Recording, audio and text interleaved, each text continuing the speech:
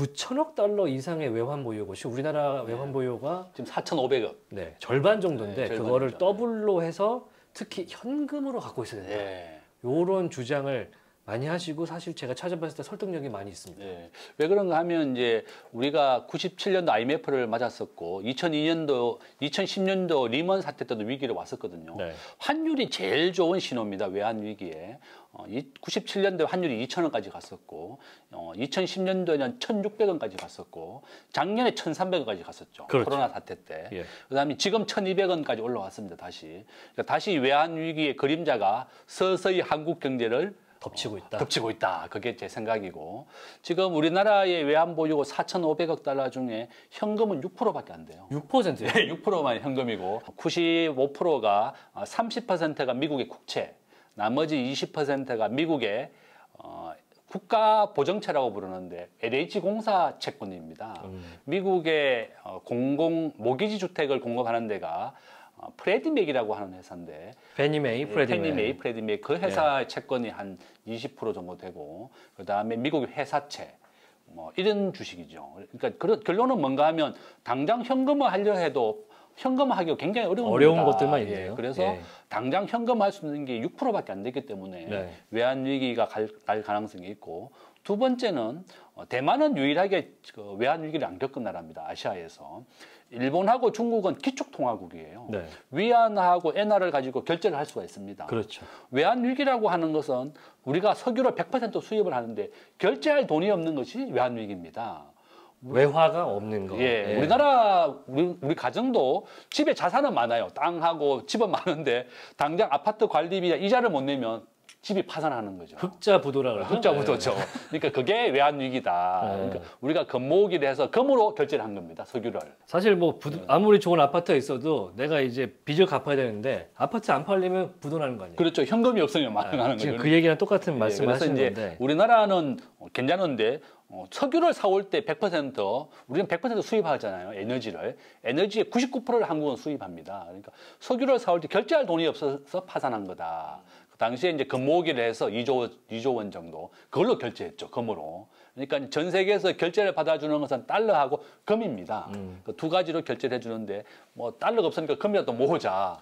그래서 이제 우리가 금 모으기도 했었고. 제가 그런 얘기를 들었는데 필리핀 페소도 외국에서는 그거의 가치를 인정해주고 이제 현금성 자산으로 외환 보유고를 1대1로 교환을 해주는데 코리안 원은 그게 안 된다. 우리나라에 이제 뉴욕에 가보시면 뉴욕에서 길거리에 보면 페소화라든지 멕식, 필리핀 돈이라든지 다 바꿔주는데 한국은 내가 보니까 없더라고요. 아직. 물론 이민자가 많아서 그럴 수도 있지만 네.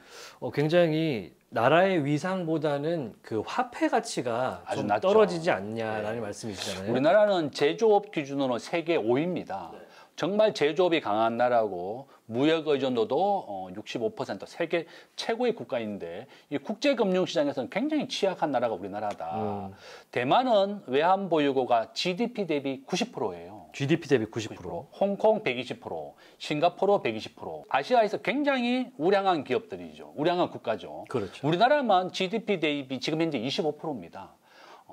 우리나라 GDP가 지금 2조 달러인데 외환 보유고가 4,500억 달러니까 25%밖에 안 되는 거죠. 대신에 GDP 대비 외환 보유고를 따져보면 우리나라가 외환 보유고 후보국입니다. GDP 대비 외환 보유고가 낮은 나라, 우리가 이제 프레자일, 깨지기 쉬운 나라 5개 나라가 인도, 인도네시아, 터키, 브라질, 남아프리카 공화국인데 이 나라가 지금 15% 정도밖에 안 되거든요. 외환 보유고가.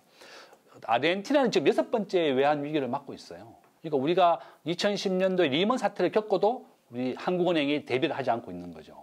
그래서 우리가 지금 현재 GDP 대비 25%밖에 안 되고 러시아도 우리하고 똑같이 외환 위기를 겪었는데 지금 40%까지 늘렸어요. 외환 보유고를.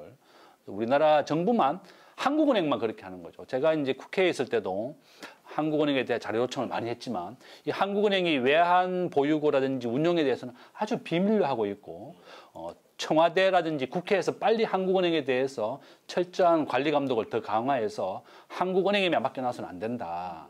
우리가 정부 차원에서 외환 보유고를 늘려야 된다는 게 내 주장이고. 말씀하신 걸 기반으로 얘기했을 때 지금 환율이 슬금슬금 또 오르고 있는데 어떤 시그널이 있기 때문에 이렇게 강하게 주장하시는 건가요? 그럼요. 환율이 제일 좋은 신호고 아마 환율이 1,200원을 넘어가게 되고 1,300원 가까이 가면 위기가 온 겁니다. 그래서 이제 작년에 1,300까지 갔었고 한미 통화 스와프 때문에 우리가 살아남았다. 그런데 12월 31일 날 미국이 만약에 연장 안 해주면 바로 외환 위기죠. 국가 부도가 다시 나는 건데 아마 한국이 이제 미국 말 잘 들으면 연장해 줄 거고 미국이 이제 한국을 잡고 흔드는 게 바로 아마도 차기 대선 보고 그런 그렇겠죠. 판단을 하겠죠. 한미 통화 스와프를 가지고 한국을 잡고 흔드는 거죠. 너도 우리 말 잘 들을래? 그러면 연장해 주겠고 우리 말 안 듣는다 그러면 97년도 같이 외환 위기를 만들어 버리는 거죠. 97년도에 미국은 우리나라의 알짜배기를 다 가져갔어요.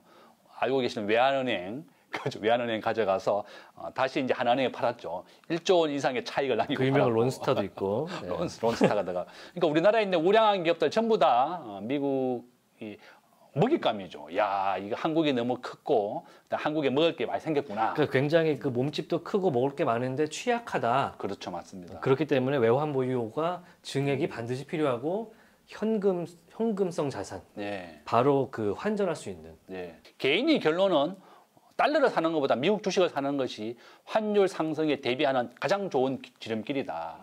각자 도생이란 말이 유행이잖아요. 각자 도생이죠. 스스로가 알아서 대비해야 된다. 국가 말을 믿어서는 안 된다. 국가가 뭐 집값 아까 얘기했다시피 그죠? 누구의 말도 믿지 마시고 본인이 미국 주식에 투자를 해야 되는 이유가 바로 환율에 대비해라. 그런 취지죠. 일단은 한국은행이 뭐 외환 보유가 그렇기 때문에 우리 스탠스 자체도 거기에 일단은 따라가 줘야 안전한 바운더리를 칠 수 있다. 맞습니다. 환율이 오르는 상황, 그리고 테이퍼링이 앞둔 상황, 그리고 기준금리가 미국에서 올라갈 거고 우리는 저번에는 동결을 했으나 네. 이제는 또 인상을 할 차례가 됐고 네. 그런 상황에서 중국 경제도 인플레이션 문제가 있고 GDP 성장률도 시장 예측치보다 낮게 나오고 네. 대외 환경, 내부적인 환경이 사실 좋지 않아요. 네. 이럴 때 더 나빠질 가능성이 어떤 쪽에서 먼저 나올지. 중국은 우리나라의 최대 교역국이죠. 한국의 수출의 33%가 홍콩을 포함해 중국입니다. 네. 우리나라 수출의 33%가 중국이고 우리나라 수출의 12%가 미국입니다. 네. 우리나라 수출의 5%가 일본이다. 우리 한국 경제에 가장 큰 영향을 주는 게 바로 중국인데 예. 중국의 헝다그룹 사태, 전기 부족 사태 아주 큰 위기를 맞고 있어요. 이 중국이라고 하는 게 정치 체제는 공산주의, 사회주의 체제고 경제는 시장 경제를 받아들였는데 이 시장 경제 아주 무너뜨려지고 있죠. 뭐 교육을 정지해라, 사교육을 금지시켜 게임도 못하게 하고. 게임도 하지 마라. 그러니까 지금 중국의 알리바바부터 해서 텐센트 주가가 40%, 50% 폭락했죠 지금. 그래서 야 미국 투자자들도 중국에 앞으로 이제 투자 못하겠다. 이거 국가 정치 체계의 위기가 완전히 경제의 위기를 몰아왔고 우리나라도 전 세계에서 지금 중국이 차지하는 비중 한 13%밖에 안 됩니다. 그러니까 우리도 수출의 33%의 비중을 빨리 줄여야 되겠죠.